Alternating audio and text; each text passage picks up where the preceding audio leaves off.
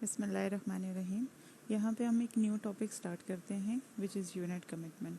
ठीक है, अब प्रीवियसली आपने इकोनॉमिक लोड डिस्पैच देखा था। उसमें आप इकोनॉमिक लोड डिस्पैच का आपका मेन एम क्या था कि आपने देखना होता है कि आपने इकोनॉमिकली किस तरह से लोड को जनरेटर से किस तरह से पावर को डिस्पैच करवाना और लोड को मीट करना है।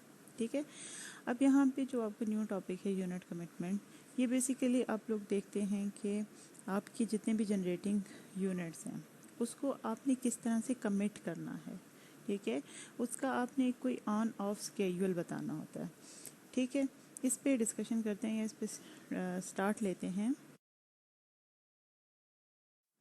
अब देखिए, आपके बहुत सारे रियल लाइफ में ऐसे सिस्टम्स होते हैं जो कि साइकिल्स में काम करते हैं। साइकिल्स में काम करने का मतलब क्या हुआ कि आपके जैसे कि ट्रांसपोर्टेशन सिस्टम है या आपका कम्युनिकेशन सिस्टम है या आपका इलेक्ट्रिक पावर सिस्टम है। तो आप देखें कि इसके कुछ टाइमिंग्स ऐसे होते हैं, लाइक डे टाइमिंग में आपकी इनकी ट्रैफिक ज़्यादा होती है, चाहे वो इलेक्ट्रिक लोड है, चाहे वो आपका कम्युनिकेशन सिस्टम है, चाहे वो आपकी ट्रांसपोर्टेशन है। लेकिन आपकी रात की टाइमिंग में कम होती है। ठीक है, ये सारे सिस्टम कम होते हैं। तो आप कहते हैं कि ये अगर मैं इसको साइकिल्स में एनालाइज करता हूँ तो इसके ऑपरेटिंग साइकिल्स बन जाते हैं। ठीक है, कि आप फॉर एग्ज़ाम्पल अब हम इलेक्ट्रिक पावर सिस्टम की बात करते हैं। तो आप देखें, इलेक्ट्रिक पावर सिस्टम में आपका मॉर्निंग में, ठीक है, या आप कह सकते हैं दिन के टाइम में या अर्ली इवनिंग में जो लोड होता है वो ज़्यादा होता है, क्योंकि आपके पास मैक्सिमम यूजेज हो रही होती है लोड की, क्योंकि आपकी इंडस्ट्रीज़ काम कर रही होती हैं, आपके स्कूल, हॉस्पिटल, कॉलेजेस, ठीक है, काम कर रहे होते हैं। लेकिन जैसे ही आप लेट नाइट चले जाएं या अर्ली इन द मॉर्निंग चले जाएं तो आपका लोड कम होता है। क्यों? क्योंकि मोस्टली लोग सोए हुए होते हैं। ठीक है, आपका लोड कम से कम यूज़ हो रहा होता है। ठीक है, तो इस तरह से बेसिकली आपका इलेक्ट्रिक पावर सिस्टम आप कह सकते हैं कि साइकिल्स में काम कर रहा होता है। ठीक है, इसी तरह से इसकी वीकली साइकिल्स भी बनते हैं। जैसे आप कहते हैं कि वीक डेज़ में, ठीक है, मंडे टू फ्राइडे आपका लोड ज़्यादा होगा, लेकिन जो वीकेंड होगा, वीकेंड के दिन होंगे, ठीक है, वो आपके वहाँ पे इलेक्ट्रिक लोड कम से कम वहाँ पे होगा। ठीक है, तो अब हम यूनिट कमिटमेंट से रिलेटेड हम चाह रहे हैं कि हमने यूनिट्स को कमिट करना है, ऐसे कुछ ऐसे यूनिट्स को कमिट करना है जो कि हमें पावर प्रोवाइड करे। तो हम जो ये यूनिट कमिटमेंट का प्रॉब्लम है इसको जब एड्रेस करना चाहते हैं तो हम इसको ओवरऑल पावर सिस्टम को क्यों कंसिडर कर लेते हैं। ठीक है, हम इसको क्यों कहते हैं कि यूनिट कमिटमेंट जो है वो बेसिकली आपके पूरे इलेक्ट्रिक पावर सिस्टम का एक की ऑपरेशन का एक प्रॉब्लम है।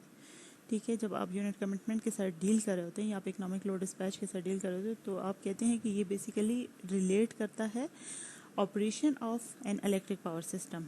ठीक है, तो आप इसको अगर सोचें तो आप इसको पूरे इलेक्ट्रिक पावर सिस्टम के साथ क्यों कंसिडर कर रहे हैं। आप इस तरह से इसको कुछ यूनिट्स के साथ क्यों नहीं कमेंट कर देते कि भाई ये यूनिट्स जो हैं वो पावर देंगी, ठीक है, और इनको मैं ऑन छोड़ देता हूँ। ठीक है, तो इसकी रीज़न क्या है कि आपने इसके पूरे पावर सिस्टम को कंसिडर करना है। तो इसको देखते हैं। अब देखिए, बेसिकली यूनिट कमिटमेंट क्या है कि आपने कुछ यूनिट्स को आपके जो इलेक्ट्रिक पावर सिस्टम है उसमें जितने भी जनरेटिंग यूनिट्स हैं उनमें से कुछ यूनिट्स को आपने नेटवर्क के साथ कनेक्ट करना है और उनको ऑनलाइन छोड़ना है। ठीक है, कि भाई वो पावर डिलीवर करेंगे लोड को, और कुछ यूनिट्स को आपने ऑफ रखना है। ठीक है, इस सारे का मकसद क्या होगा कि इसको बेसिकली आप यूनिट कमिटमेंट कहते हैं कि यूनिट्स को आपने कमिट कर दिया कि उन्होंने पावर देना है और कुछ यूनिट्स को आपने ऑफ रख दिया। ठीक है, और ये आप किस तरह से डिस्क्राइब करोगे कि भाई किन यूनिट्स को मैंने ऑफ रखना है, किन यूनिट्स को ऑन रखना है। और इसके लिए सबसे मेन आपके पास जो आप कह सकते हैं सिनेरियो है वो आपका साइकिल्स है। कि अगर आप देखें तो आपका जो अभी मैंने प्रीवियसली डिस्कस किया था कि लोड के साइकिल्स हैं। आपका अर्ली मॉर्निंग और लेट नाइट जो है वो लोड कम यूज़ किया जाता है। ठीक है, most of the people are sleeping. And then आपके पास दिन के टाइम में और अर्ली इवनिंग में आप कहते हैं कि लोड बहुत ज़्यादा होता है। इसी तरह से आप देखें तो आपके वीक डेज़ में लोड ज़्यादा होता है, वीकेंड पे कम होता है। तो इस तरह के साइकिल्स को, इस तरह के सिनेरियोज़ को देख के आपने यूनिट्स को कमिट करना है। अब ये यूनिट्स को कमिट करने का और इनसे पावर लेने के लिए कुछ यूनिट्स को आपने ऑन कर दिया, कुछ यूनिट्स को ऑफ कर दिया। बेसिकली आपने यूनिट्स के ऑन ऑफ यूनिट कमिटमेंट में आपने क्या करना होता है कि यूनिट्स, जनरेटिंग यूनिट्स का, आपके जो जनरेटर्स होते हैं इनका आपने एक ऑन ऑफ स्केड्यूल बनाना होता है।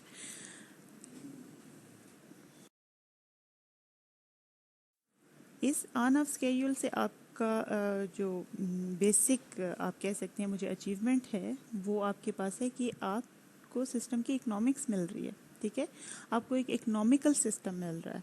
आप बेसिकली यूनिट कमिटमेंट की जब बात कर रहे हैं तो आप बेसिकली सिस्टम के इकोनॉमिक्स के साथ डील कर रहे होते हैं।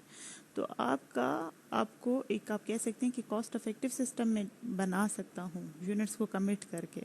ठीक है, तो काइंड ऑफ जैसे आपने कहा कि इकोनॉमिक लोड डिस्पैच मैं कर रहा था। ठीक है, तो इकोनॉमिक लोड डिस्पैच में आपने कहा था कि मैं लोड्स को देख के इकोनॉमिकली यूनिट से डिस्पैच करवाऊंगा पावर को।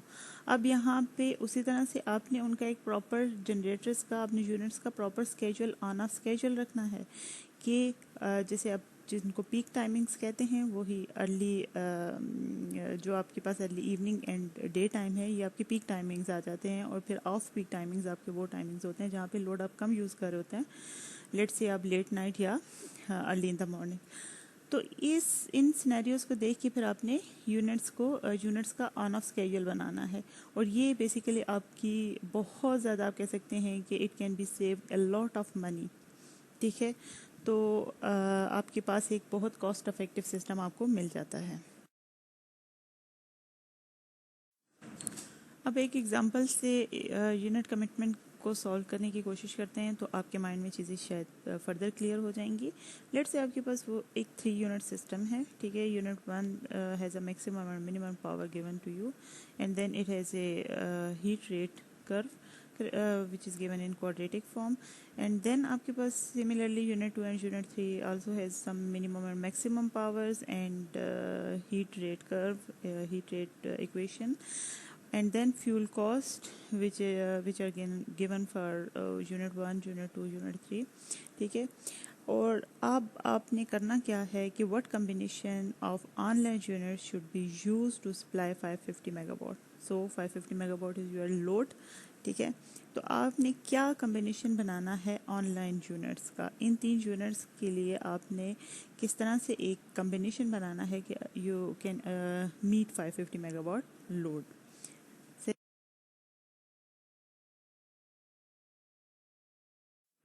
अब इस एग्जांपल में स्टार्ट लेने से पहले मतलब आपके माइंड में चीज़ क्लियर होनी चाहिए कि आपने 550 मेगावाट के लिए इन 3 यूनिट्स का कोई कमिटमेंट बनाना है। ठीक है, एक ऐसा स्केड्यूल बनाना है जिसमें इन 3 यूनिट से आपने 550 मेगावाट को लेना है load.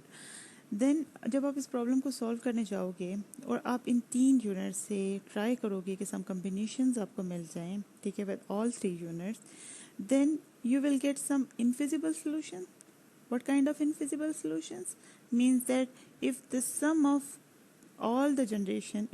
generation of all 3 units is less than load or either it is greater than load, then you can say that it is quite infeasible solution. But for feasible solution, the sum of all 3 generating unit must be equal to the load demand, and it will be same as you have dispatched the load from the in previous chapter economic load dispatch.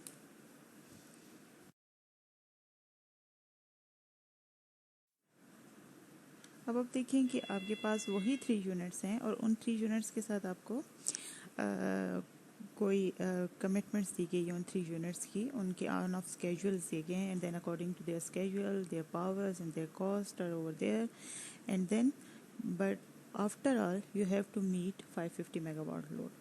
अब आप देख सकते हैं कि आपके पास जो 3 units हैं, पहला स्केड्यूल देखें तो ये यूनिट 1, यूनिट 2, यूनिट 3 आपके पास आ रहा है। इसी इनके then they have their maximum and minimum generation, then what unit 1 P1 will give, what P2 will give, what P3 will give, and then fuel cost of first unit, fuel cost of second unit, fuel cost of third unit, and then the sum of total cost, then total generation cost. ठीक है, तो अब जो आपको first schedule मिला है जिसमें आप कहते हैं कि ऑल 3 यूनिट्स आर ऑफ, ठीक है, they are not running, then they are not giving any power, this solution is infeasible. because your generation cannot meet your load demand. Then second scale में देखिए ऑफ ऑफ ऑन, ठीक है, आपका unit 1 भी of किया गया, unit 2 भी of किया गया and unit 3 is on. But you can again, आपके पास जो यूनिट मैक्सिमम जनरेशन आपके पास आई है that is basically 200 and minimum generation of unit 3 is 50 megawatt. Then again ये आपका नहीं मीट कर रहा आपकी लोड डिमांड को, so this is infeasible solution. Third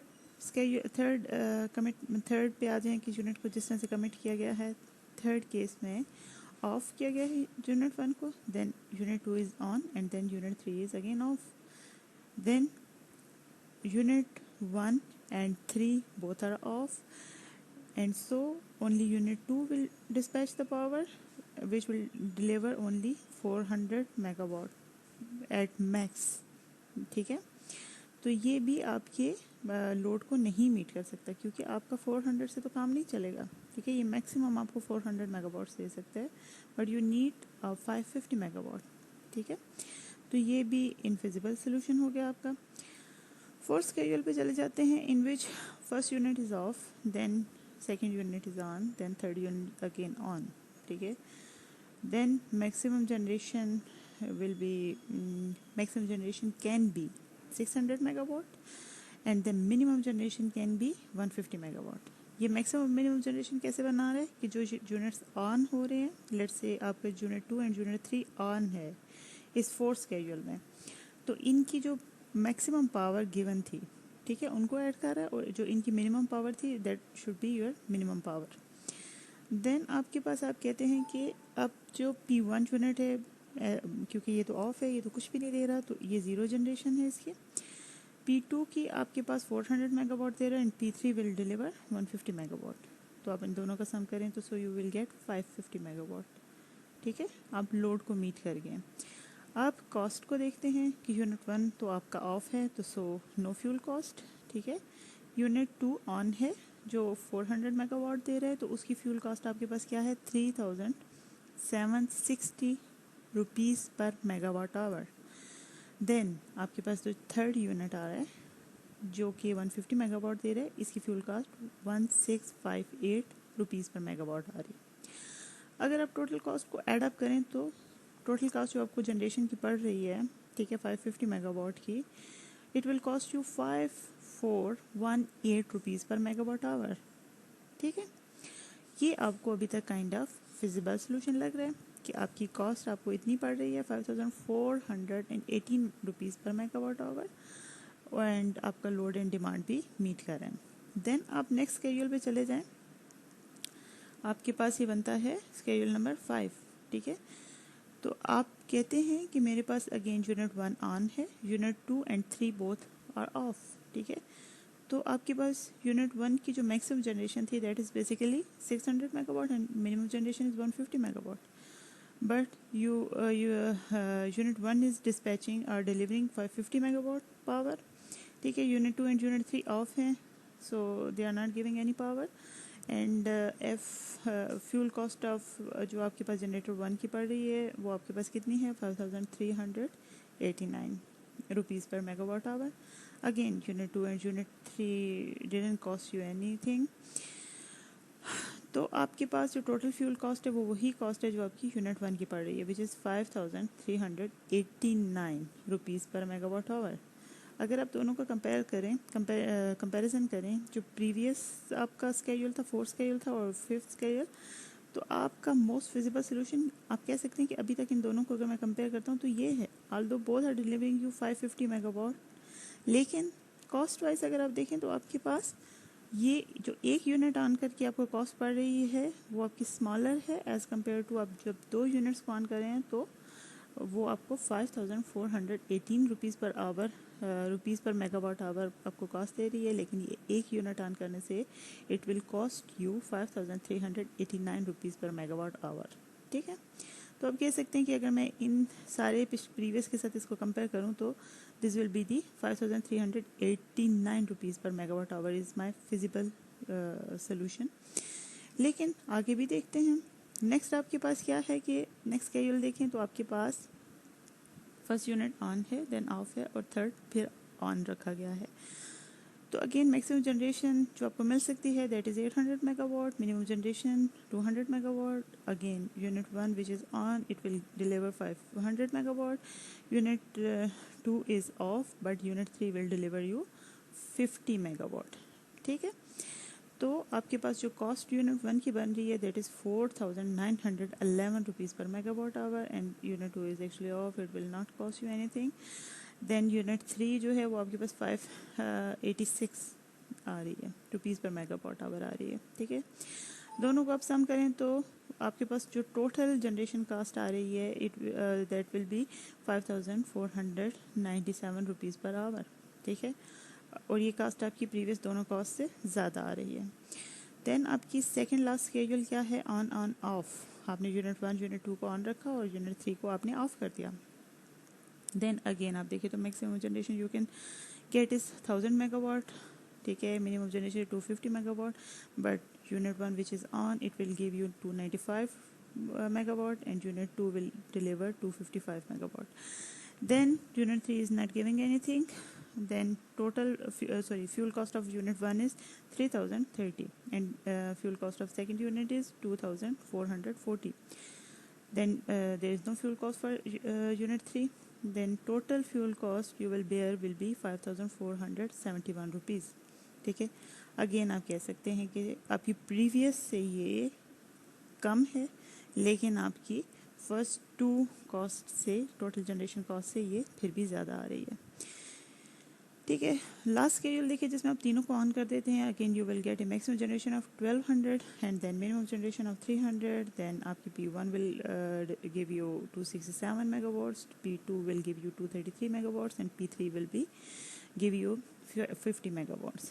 Cost of fuel fuel cost of generator 1, then unit 2, and then unit 3, which is 2787, 2244 and 586 rupees per megawatt hour, and the total generation cost will be 5617 rupees per megawatt hour. Again अगर आप total generation cost को देखें तो which will be the feasible most feasible solution, I think so दो solutions आपके पास most feasible हैं, लेकिन feasible हैं, लेकिन आपका दो सोल्यूशंस आपके पास फिजिबल हैं, लेकिन most feasible solution is in which you are you have on only one generator. I think it will be 1 2 3 4 5 fifth number schedule. ठीक है, unit in which unit 1 is on and other 2 units are off. ठीक है, तो देखिए इसमें आपके पास unit 1 all alone 550 megawatt दे रहे हैं, एंड देन यूनिट इसकी फ्यूल कॉस्ट है 5389 रुपीज़। तो आप कंपेयर करें, ये कॉस्ट में भी कम है और बाकी 2 जनरेटर्स भी आपको ऑन नहीं मिल रहे, तो आप कह सकते हैं ये मोस्ट फिजिबल सोल्यूशन है। इसके बाद जो आपके पास सेकंड नंबर पे आप कह सकते हैं फिजिबल सोल्यूशन है, that is 5418 rupees per hour. ठीक है, तो इस तरह से ये बेसिकली आपने यूनिट्स को कमिट किया और आपने उसके साथ देखा कि किस तरह से साथ आपने यूनिट को कमिट करने से आपको 550 मेगावाट तो मिल गया, लेकिन आपने जो इन यूनिट्स का स्केड्यूल बनाया है ये इसकी बेसिस पे आप देख सकते हैं कि you can save a lot of money. ठीक है, तो ये आपके पास बेसिकली यूनिट कमिटमेंट है।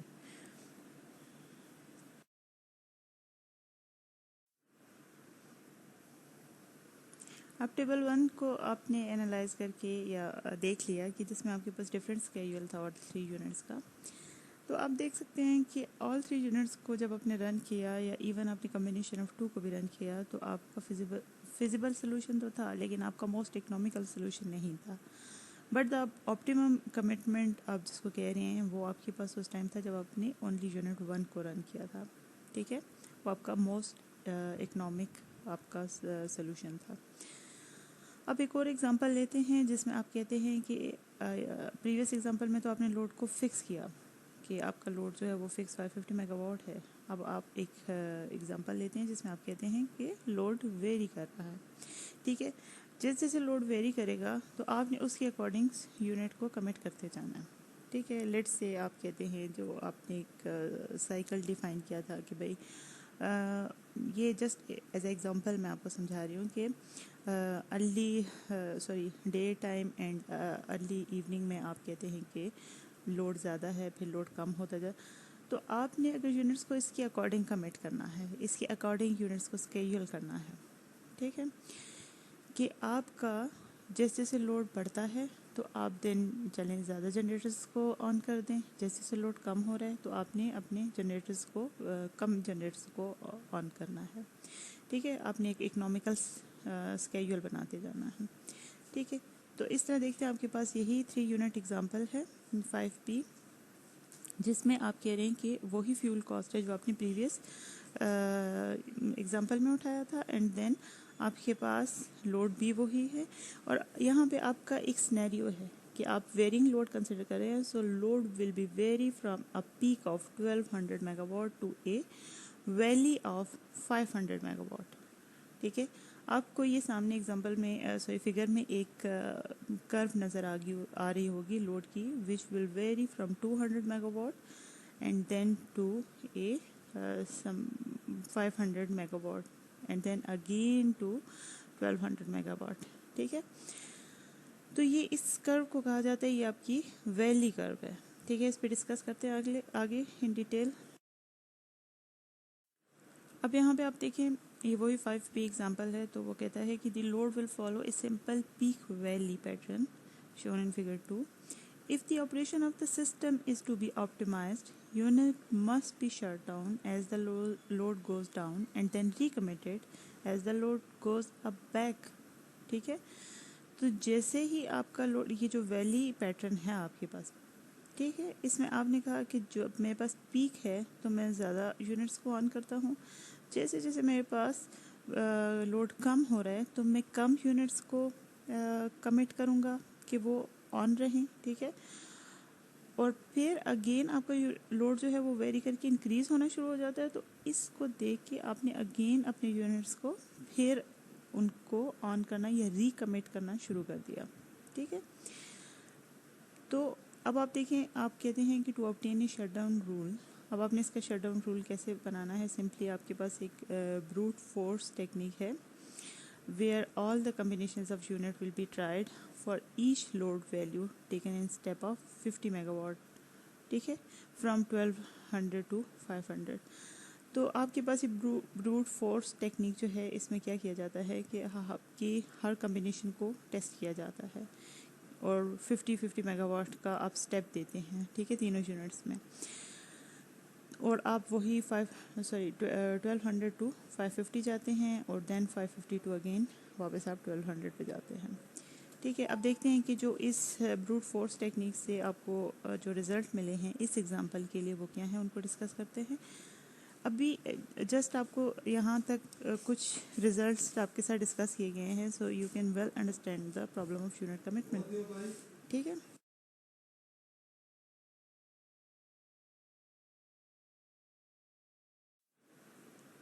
अब आपके पास जो ब्रूट फोर्स टेक्निक है उससे आपको ये टेबल 3 मिला है इन 3 यूनिट्स के स्केड्यूल का, ठीक है। आपको पहली बात तो मैंने ये बताई थी कि आपने जो लोड में स्टेप देना है इंक्रीमेंट का या डिक्रीमेंट का, वो 50 मेगावाट का देना है, ठीक है। तो इन द स्टार्ट आपका लोड 1200 मेगावाट था, so you have committed all 3 units on, ठीक है। आपने तीनों यूनिट्स को कमिट कर दिया कि भाई वो ऑन रहेंगे।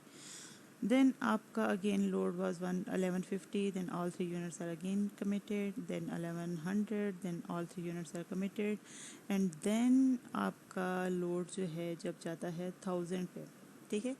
तो आपने 2 यूनिट्स को कमिट किया and third unit is of, ठीक है, आपने इसको ऑफलाइन कर दिया। देन अगेन आप देखिए तो आपके पास यही सिनेरियो रहा 1000 टिल आपके पास जब तक 650 मेगावाट पे आप नहीं चले गए, ठीक है, कि आपका वही 2 यूनिट्स ऑन रहेगी and then third is 2 units आपने कमिट कर दिया, थर्ड विल बी ऑफ, ठीक है। लेकिन बिलो 50 आप देखें 650 आप देखें तो आपके पास जो नीचे 600 550 एंड 500 मेगावाट है, इसमें आपने only 1 unit, you have committed only 1 unit but all the other 2 units are off, ठीक है। तो ये आपका बेसिकली शटडाउन रूल है। शटडाउन रूल क्या है इसका ब्रूट फोर्स टेक्निक का, कि जैसे जैसे आपका लोड बढ़ रहा है तो आपने यूनिट्स को कमिट करते जाना है, जैसे जैसे लोड कम हो रहा है तो आपने यूनिट्स को ऑफ कर देना है, ठीक है। और आपका वही पीक वैली वाली अगर आप कर्व देखें तो स्टार्टिंग में लोड ज़्यादा था तो आपने ज़्यादा यूनिट्स को कमिट करना है। देन आपका लोड जैसे जैसे कम होता गया, डाउनवर्ड होता गया, तो आपने कम यूनिट्स को कमिट करना है और आपने कोशिश करनी है कि आपके बाकी यूनिट्स ऑफ रहें, कुछ यूनिट्स ऑफ रहें, ठीक है। अगेन जब आपका लोड इंक्रीज़ होने शुरू होगा, ठीक है, आप यहाँ से अगर कहते हैं स्टेबल में अगर अगेन 500 से फिर चला जाता है 700 पे स्टेप वाइज, ठीक है, तो आपने फिर इसके यूनिट्स को ऑन करना शुरू कर देना है। तो ये आपका बेसिकली आप कह सकते हैं कि शट डाउन रूल है कि when load is above 1000 megawatt run all three units, between 1000 and 600 megawatt run only unit 2 and 1, and below 600 megawatt run only unit 1. अब देखिए आपने होप सो यूनिट कमिटमेंट को समझ लिया होगा कि आपने किस तरह से यूनिट्स को कमिट करना है और किस तरह से यूनिट्स को ऑफ करना है and how you will recommit them, ठीक है, depending upon your load. And load is basically dynamic in nature, ठीक है, ये आपका हर इंस्टेंट ऑफ टाइम पे वेरी करता है। तो आप कहते हैं कि उसके अकॉर्डिंग आपने अपने लोड को हर इंस्टेंट ऑफ टाइम पे जैसे लोड वेरी करेगा आपने अपनी यूनिट्स को भी उसी के अकॉर्डिंग कमिट करना है, ठीक है। लेकिन अब इस यूनिट कमिटमेंट के साथ कुछ बहुत इंपॉर्टेंट कॉन्स्ट्रेंट्स हैं, ठीक है, जो कि आपने मीट करने हैं। जैसे आप प्रीवियसली इकोनॉमिक लोड डिस्पैच में देखते हैं तो आपने एक दो कॉन्स्ट्रेंट्स ज़्यादा आपने फोकस किए थे। पहला कॉन्स्ट्रेंट आपके पास था कि भाई आपका load generation must be equal to the load, and in case of the losses generation must be equal to the load plus losses. And then second inequality constraint was कि जो जनरेशन है generating units हैं they are delivering the power in between their minimum maximum range, ठीक है। अब यहाँ पे ये दो कॉन्स्टेंट्स तो हैं ही हैं। अब जब मोस्ट स्पेसिफिकली आप बात करते हैं यूनिट कमिटमेंट की तो इसके केस में आपके पास चूँकि आप थर्मल यूनिट्स के साथ डील कर रहे होते हैं देन आपके पास मल्टीपल कॉन्स्टेंट्स आते हैं, ठीक है। जैसे लाइक आप कहते हैं कि मैं बस कोई मिनिमम टाइम क्या होगा, अप टाइम क्या होगा, minimum down time, crew constant and cost, startup cost etcetera. तो आपका बेसिकली जब थर्मल यूनिट्स के साथ आप डील करते हैं तो देखें आपका टेम्परेचर बहुत इंपॉर्टेंट पैरामीटर होता है कि आप देखें तो आपका जब जनरेटर ऑन है, ठीक है, तो वो उसका जब आप उसको ऑन करते हैं तो उसका टेम्परेचर इंक्रीज़ होना शुरू होता है, मतलब एक सर्टन लेवल तक। देन आप उसको जब ऑफ़ करते हैं तो एकदम से टेम्परेचर ज़ीरो नहीं, मतलब डाउन नहीं हो जाता, कुछ टाइम लगता है उसको टेम्परेचर अपना डाउन करने के लिए। तो इस वजह से आपने जब उसको अगेन ऑन करना है, ठीक है, तो आप वो टाइम कंसिडर करते हैं कि मतलब आप जैसे एक यूनिट है जिसको आपने ऑफ़ किया और आप उसको फ़ौरन से ऑन नहीं कर सकते, आपको कुछ टाइम चाहिए कि जिस टाइमिंग में ये अपना टेम्परेचर डाउन कर ले और उसके बाद जो है वो उसकी सेटलमेंट हो जाए, तो देन आप उस टाइम के बाद आपकी उस जनरेटर की अवेलेबिलिटी है कि आप उसको ऑन कर सकते हैं। तो इस तरह के आपके पास मल्टीपल कॉन्स्टेंट होते हैं, इनको डिस्कस करते हैं। तो देखिए आपका जो फर्स्ट कॉन्स्टेंट है that is minimum up time. What will be the minimum up time कि जब आप एक जनरेटर को रन करते हैं, ठीक है, तो it should not be turn off, इसको आप ज़ीरो नहीं कर सकते। आपने जनरेटर को ऑन किया और उसका मिनिमम अप टाइम था लेट्स से 2 आवर्स और 3 आवर्स था, तो अब आप इसको 3 आवर्स से पहले, मतलब 3 आवर्स उसको आपने ऑनलाइन रखना है, 3 आवर्स से पहले पहले आप उसको ऑफलाइन नहीं कर सकते बिकॉज ऑफ वही मैं आपको कह रहा हूँ थर्मल यूनिट्स के साथ डील कर रहे हैं जिनका टेम्परेचर जो है बहुत बड़ा पैरामीटर है, आप कह सकते हैं। इसी तरह से नेक्स्ट आपका कांस्टेंट है, आपने मिनिमम डाउन टाइम भी देखना है कि डाउन टाइम का मतलब कि once a unit is decommitted there is a minimum time before it can be recommitted. वही बात है कि आपने एक यूनिट को डीकमिट किया था, जब तक वो अपने सर्टन टेम्परेचर को अचीव नहीं कर सकता आप उसको दोबारा से रिकमिट नहीं कर सकते। तो इसका एक मिनिमम डाउन टाइम भी होता है। लेट से आप कहते हैं कि उसने 30 मिनट्स डाउन टाइम में लिए या इसने 2 आवर्स डाउन टाइम में लिए, तो आपने जनरेटर को जब ऑफ़ किया तो उसके 2 आवर्स के बाद ही आप उसको दोबारा ऑनलाइन कर सकते हैं या कमिट कर सकते हैं, ठीक है। देन आपके पास क्रू कांस्टेंट है। क्रू कांस्टेंट कहा जाता है कि जो आपको वहाँ पे अमला रिक्वायर्ड होता है, ठीक है।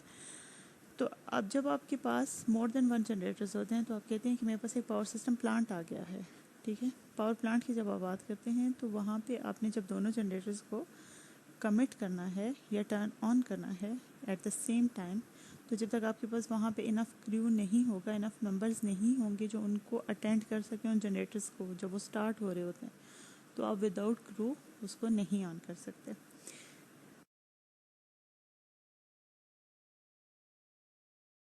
तो हैं ही हैं, इसके साथ आपके और भी कुछ इंपॉर्टेंट कॉन्स्टेंट्स हैं। तो फर्स्ट ऑफ ऑल आप देखते हैं आपके पास एक कॉन्स्टेंट है स्टार्टअप कास्ट। स्टार्टअप कास्ट क्या है कि आप जब किसी यूनिट को ऑन करते हैं तो वो आपको क्या कास्ट देगा, ठीक है। हर यूनिट के रन होने के लिए आपको एक सर्टेन टेम्परेचर सर्टेन प्रेशर की ज़रूरत होती है थर्मल यूनिट्स को जब आप ऑपरेट करवाते हैं, ठीक है। अब ये जब आपका टेम्परेचर एंड प्रेशर होता है ये बेसिकली आपको सर्टेन अमाउंट ऑफ एनर्जी की सूरत में मिलता है जब यूनिट आपका ऑनलाइन होता है। ऑल्दो आप ये जो एनर्जी होती है ये does not result in any megawatt generation, ठीक है। जो आपका जनरेटर देगा ये उसकी जनरेशन में एडअप नहीं हो रही होती, लेकिन आप इसको यूनिट कमिटमेंट के प्रॉब्लम में एज अ स्टार्टअप कॉस्ट ज़रूर कंसिडर करते हैं, ठीक है। The startup cost can vary from a maximum cold start value to a much smaller value if the unit was only turned off recently, ठीक है। Cold start का मतलब ये है कि आपने बिल्कुल उसको काफ़ी टाइमिंग बाद स्टार्ट करवाया है जनरेटर को, ठीक है।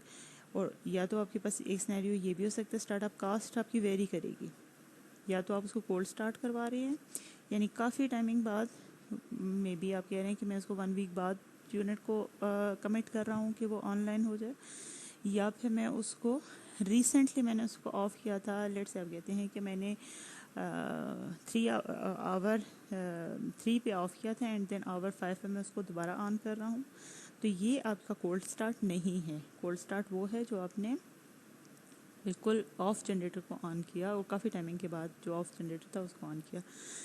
लेकिन आपका जो रिसेंटली टर्न ऑफ हुआ था उसको जब ऑन करते हैं, ठीक है, उसको दोबारा रिकमिट करते हैं, तो इन दोनों के ऊपर आपको एक स्टार्टअप कॉस्ट पड़ी है, कोल्ड स्टार्ट पे भी और जो ऑलरेडी कमिटेड जो आपका स्मॉलर टाइम पीरियड के बाद आपने उसको दोबारा ऑन किया वो भी आपको एक स्टार्टअप कॉस्ट देता है, लेकिन both cost will be different, ठीक है। क्यों? क्योंकि स्टार्टअप कॉस्ट जो कोल्ड स्टार्ट है उसकी कॉस्ट आपको ज़्यादा पड़ेगी, लेकिन जो रिसेंटली ऑफ हुआ था वो रिलेटिवली आपका उसका टेम्परेचर जो है वो ऑपरेटिंग टेम्परेचर के करीब ही होता है, तो इसलिए आप कहते हैं कि उसकी स्टार्टअप कॉस्ट भी आपको डिफरेंट पड़ेगी। इसलिए there are basically 2 approaches to treating a thermal unit during its down period, ठीक है। अगर एक आपका जनरेटर डाउन टाइम में है या ऑफ है, ठीक है, तो उसको ऑन करने के लिए आपके पास 2 टेक्निक्स आप कह सकते हैं या 2 अप्रोचेस आपकी होंगी। कौन कौन सी होंगी नेक्स्ट स्लाइड पे?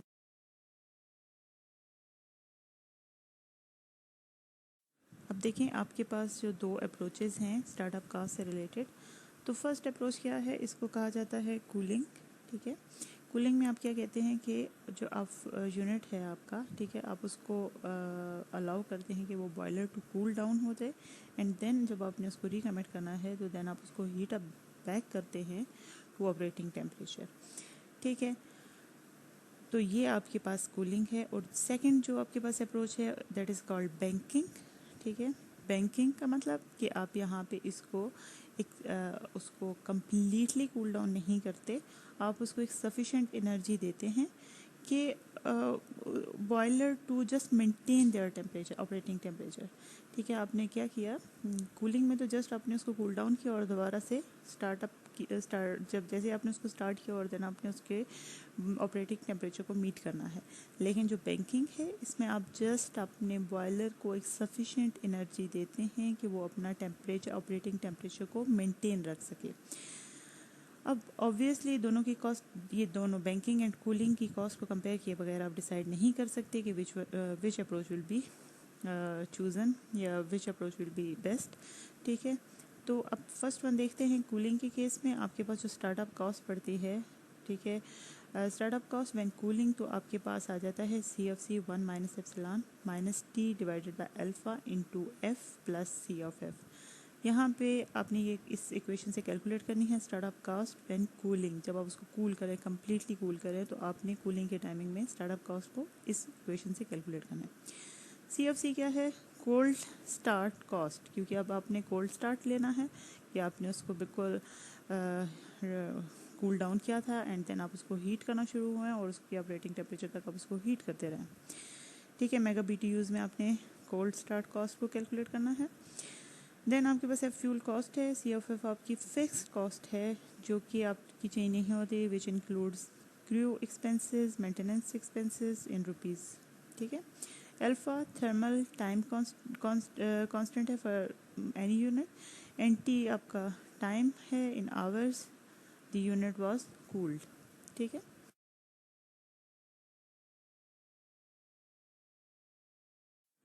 अब जो आपकी सेकंड कॉस्ट के लिए, स्टार्टअप कॉस्ट के लिए अप्रोच है, that is banking. And banking cost आप कैसे कैलकुलेट कर सकते हैं कि आपके पास startup cost when banking is equal to C of T into T multiplied by F plus C of F. Again C of T will be cost of maintenance. ठीक है, sorry, cost of maintaining unit at operating temperature. इसमें आपने क्या करना होता है कि उसको उसके ऑपरेटिंग टेम्परेचर पे मेंटेन रखना है। तो उसकी जो आपको मेंटेन रखने की जो कॉस्ट पड़ती है, that is your C of T, maintaining unit at operating temperature cost. ठीक है, T अगेन आपका टाइम है, F अगेन आपका फ्यूल कॉस्ट है, C ऑफ F आपका वही जो आपकी फिक्स्ड कॉस्ट है, जो जिसमें क्रू है, जो भी आपने अभी डिस्कस किया था वो पैरामीटर्स आ जाते हैं, या मेंटेनेंस कॉस्ट है। तो आप देख सकते हैं ये ग्राफ जो आपको फिगर 3 में आपके सामने नज़र आ रहा है, तो कुछ बल्कि बहुत ज़्यादा आवर्स के लिए आप कह सकते हैं कि आपकी बैंकिंग कॉस्ट कम पड़ रही है एज़ कम्पेयर टू कूलिंग। ठीक है, लेकिन कुछ टाइम पीरियड के बाद, कुछ आवर्स के बाद, सर्टन आवर्स के बाद आप कह सकते हैं कि आपकी बैंकिंग कॉस्ट बढ़ना शुरू हो जाती है।